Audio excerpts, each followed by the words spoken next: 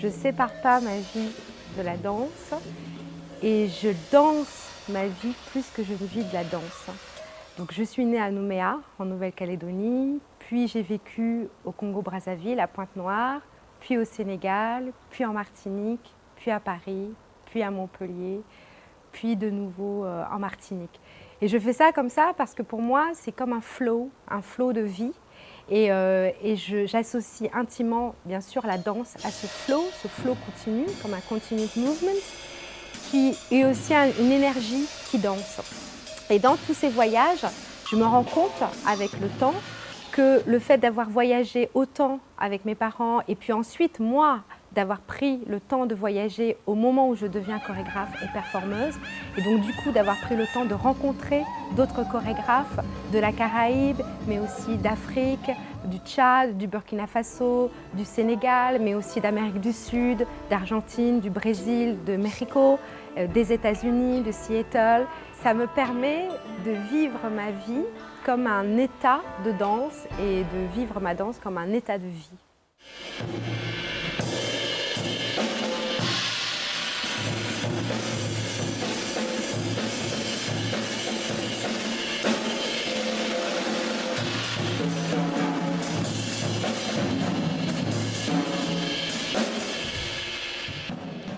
Si je devais définir mon art, je dirais performance afro-punk. Donc à travers un corps, ce que j'appelle un available body, c'est-à-dire un corps disponible, je vais inventer, réinventer des espaces afro-punk à partir d'espaces in situ dans lesquels je vais performer, donc des espaces urbains ou des espaces naturels. Et pour pouvoir trouver cet available body, je vais pratiquer ce que j'appelle une technique body-mind.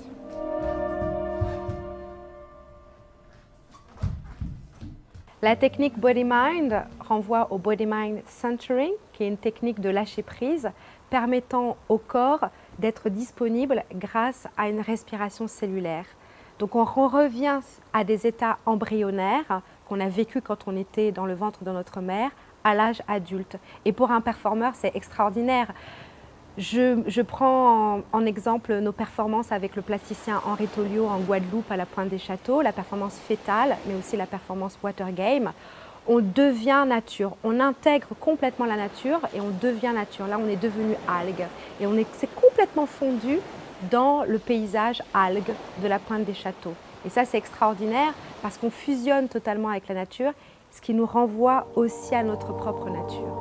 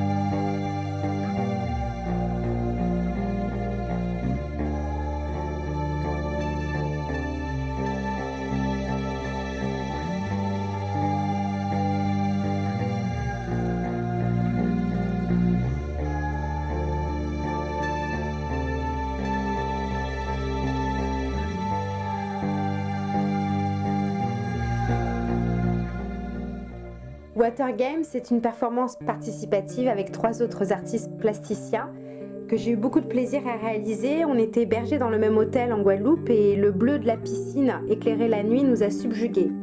Alors j'ai proposé aux autres artistes de se transformer, de devenir, avec nos tenues ghillie, poilues et intégralistes, des êtres poissons, des êtres hybrides, subaquatiques. Donc on était comme en apesanteur et c'était totalement magique.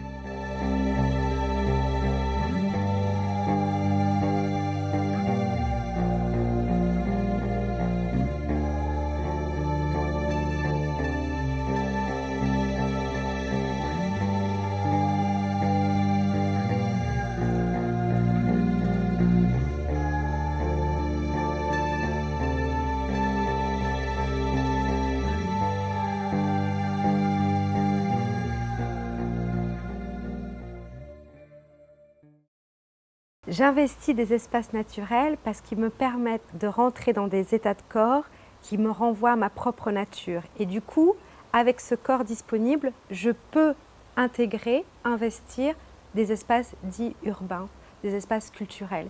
Donc ça va être des espaces comme un bar, une sandwicherie, ça va être donc plutôt anodin, des espaces comme l'aéroport, les espaces de retrouvailles, et puis des espaces sacrés, le parvis de l'église ou encore le cimetière. Le parvis de l'église, ça me renvoie à une performance qu'on a faite avec Henri Tolio sur le parvis de l'église au Moule, en Guadeloupe, parade nuptiale iguanesque.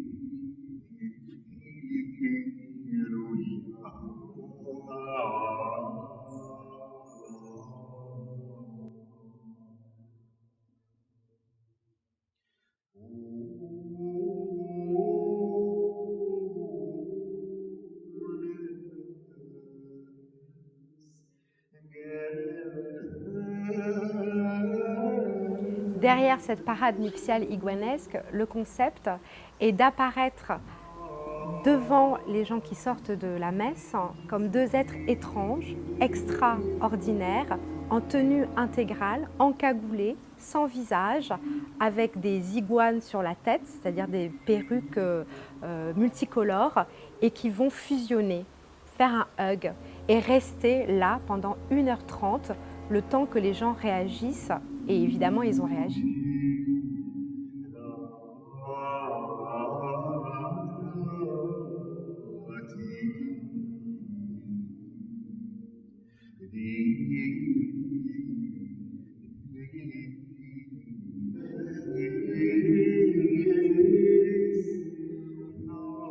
Le propre de la performance, c'est d'alpaguer le public, c'est de vraiment susciter la réaction du public, et un public qui devient public alors que ce n'était pas prévu. Et donc dans cette parade nuptiale iguanesque, on interroge vraiment les gens sur ce hug, et évidemment les gens ont réagi en se demandant mais pourquoi ça se passe devant l'église, est-ce qu'on était des êtres humains ou est-ce qu'on était une sculpture, quelle couleur de peau on avait, pourquoi est-ce qu'on faisait ça, voilà, toutes sortes de réactions qui nous disaient « Ok, on a réussi notre performance ». Ce matin, j'ai vu ces gens-là devant l'église. J'ai regardé, l'église était ouverte. Ouais. Alors je regardais, je croyais que c'était deux saints à distance comme ça. Je dis, je devant l'église. Après, c'est chouette, c'est chouette, c'est ben, je croyais que c'était deux saints qui étaient mis dehors, comme il y a la messe, un peu comme ça. Après, je vois les gens. Mais comme j'étais tout seul, la fille était pas encore venue, je n'ai pas été regardé. Et là, mon Dieu me l'envoie, c'est pourquoi je demande. Au-delà de la réaction des spectateurs, les spectateurs deviennent eux-mêmes acteurs, spectateurs. Ils agissent plus qu'ils ne réagissent et performent.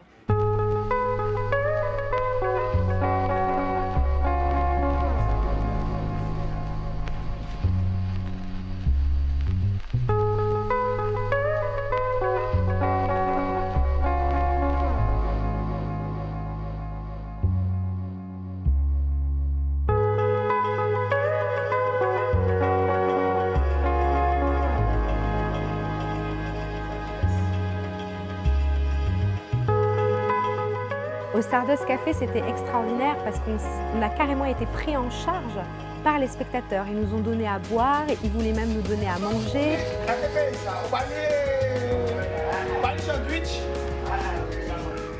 On était vraiment dans la performance du soin et eux-mêmes devenaient maîtres de cérémonie, quoi.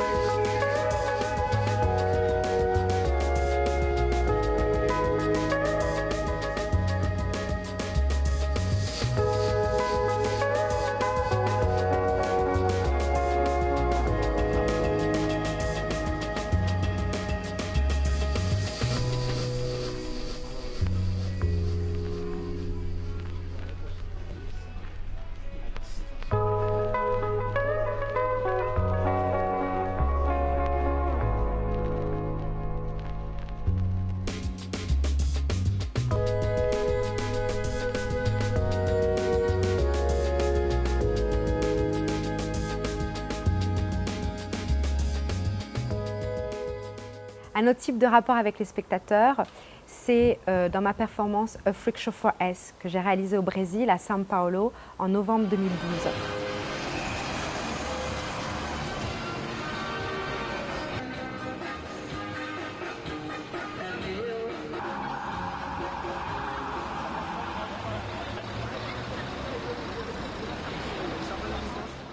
J'ai demandé au directeur du festival contemporain de danse de performer non pas à l'intérieur du musée d'art moderne, le Caixa Cultural, mais sur la Plaça da Sé, en face du musée où il y avait plein de SDF qui circulaient là. C'était leur territoire. J'ai intégré leur territoire, j'ai été accueillie par ces SDF, c'était une rencontre extraordinaire, dont Rosario, à qui j'ai pris la main et je suis rentrée avec elle dans le musée et j'ai fait le freak show pour elle, A Freak Show for Rosario. Et ça, pour moi, c'était une expérience extraordinaire parce que je lui ai touché la main et j'ai été touchée en même temps par cette femme outsider.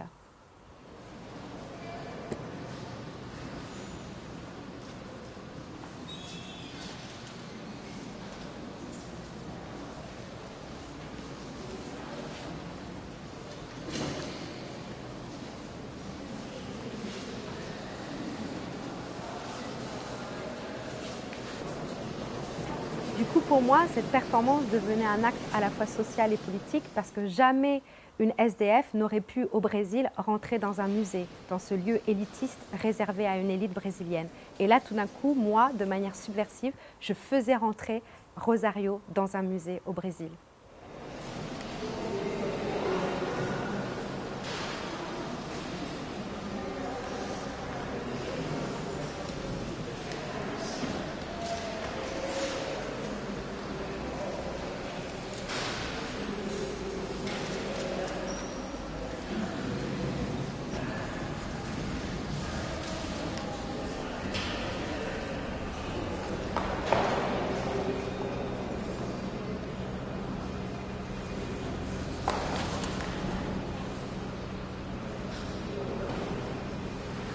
Les personnages, je vais les rechercher d'abord dans l'histoire, dans notre histoire et dans la littérature.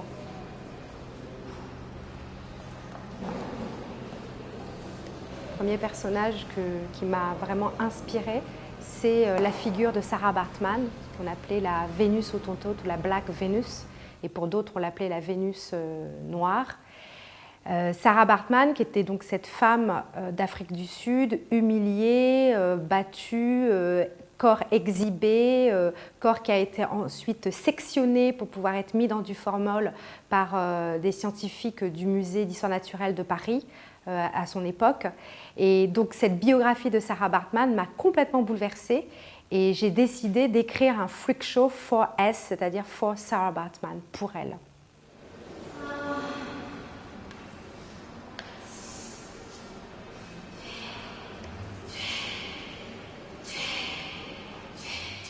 Quand je décide d'intégrer dans mon corps Sarah Baartman, je décide de me transformer en elle, c'est-à-dire de prendre en elle sa peau, son corps, son identité, ses cheveux et de vraiment l'incarner.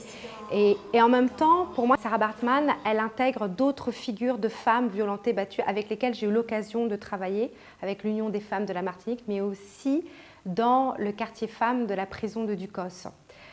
Donc du coup, je suis, j'allais dire, habitée par cette figure de femme, mais de femmes au pluriel, de femmes aussi peut-être de ma lignée transgénérationnelle, de femmes qui ont subi comme ça des violences physiques, sexuelles, conjugales. Et c'est comment moi, je vais être habitée par ça. Alors là, je parle des états de corps.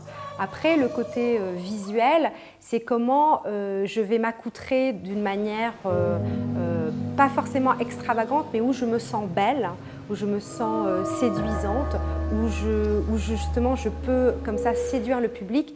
Et puis à mesure que je rentre dans ce rapport de séduction avec le public, je vais transformer ce rapport de séduction et arriver à un rapport d'empathie, c'est-à-dire que comme mon personnage, lui, va s'auto-détruire en live devant le public, donc le public va être subjugué par cette beauté qui au fur et à mesure va se détruire.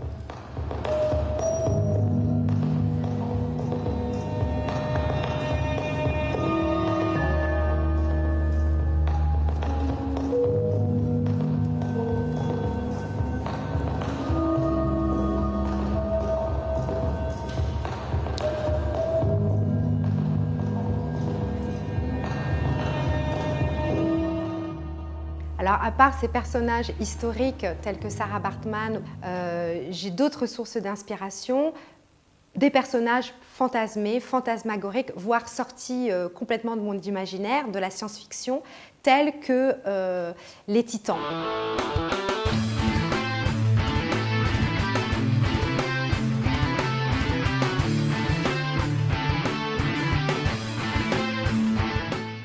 Alors, les Titans, c'est une performance qu'on a tournée à Gardel, en Guadeloupe, et où on représente des camions qui vont nous suivre et qui vont faire tout un ballet chorégraphique autour de ces deux personnages titanesques et qui, pour moi, nous basculent totalement dans un univers afro-punk, ce qui nous détourne complètement de cet univers néocolonial doudouiste dans lequel on voudrait nous enfermer.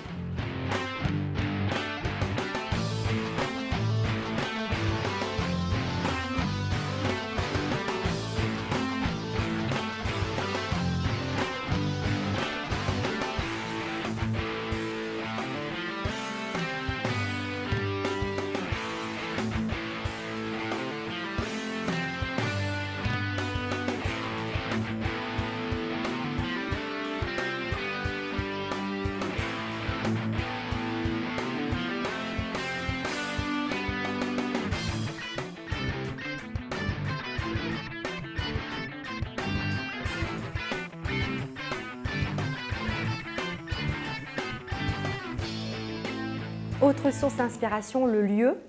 Nous avons choisi de créer une performance dans un cimetière, donc lieu où habitent des morts.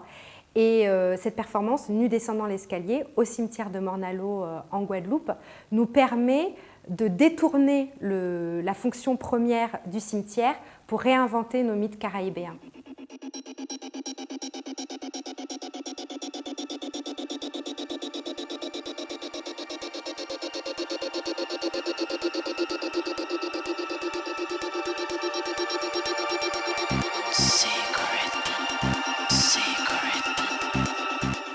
C'est d'autant plus intéressant que de performer dans un cimetière pour Henri et moi parce qu'on va rajouter du rituel au rituel. Donc on ne va pas profaner ce lieu qui est un lieu chargé de mémoire, mais au contraire lui redonner du sens en performant de manière très solennelle, en descendant comme ça l'escalier in slow motion et juste en partant, mais en laissant cette trace et cette mémoire de nous, corps vivants, de nous, corps en performance.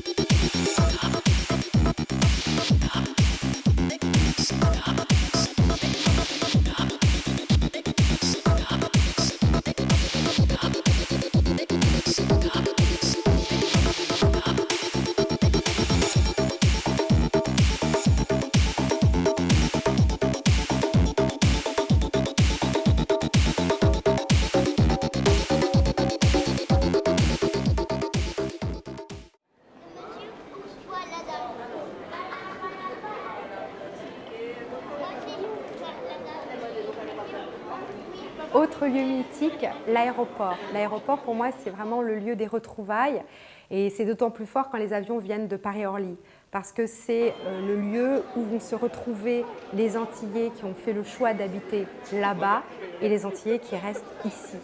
Et donc, du coup, ça va être ce moment, ça crée aussi des retrouvailles entre ceux qui espèrent et qui projettent sur ceux qui sont partis vivre là-bas et ceux qui reviennent de là-bas ici et qui aussi font sûrement des projections sur leurs proches qui sont restés ici.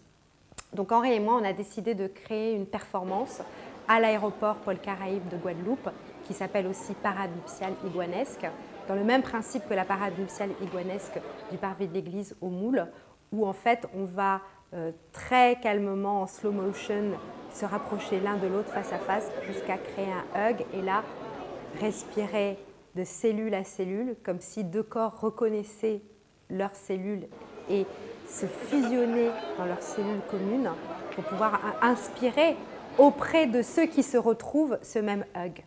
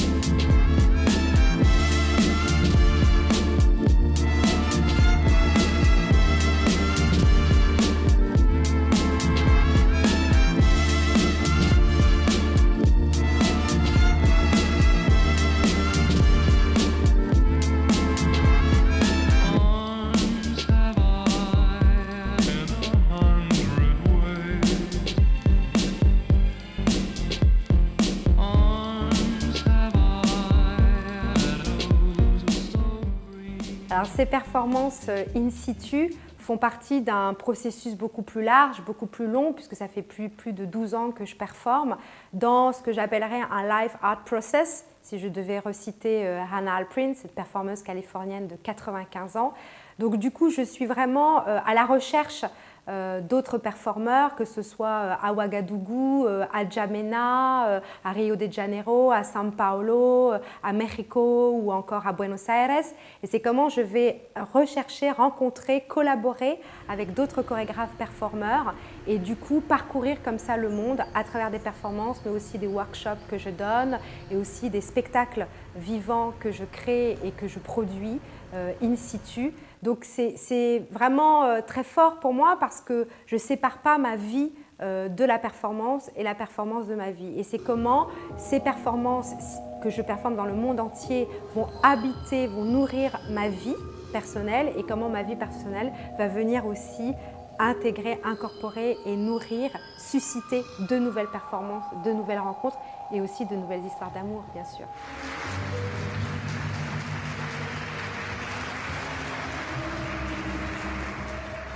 Vis-à-vis de ce legs, cet héritage plantocratique esclavagiste qui me suit de génération en génération, créer et acter, performer in situ, ça m'a apporté énormément de liberté, beaucoup de réconciliation avec moi-même, de réparation, d'embodiment, d'incarnation, mais aussi une libération totale.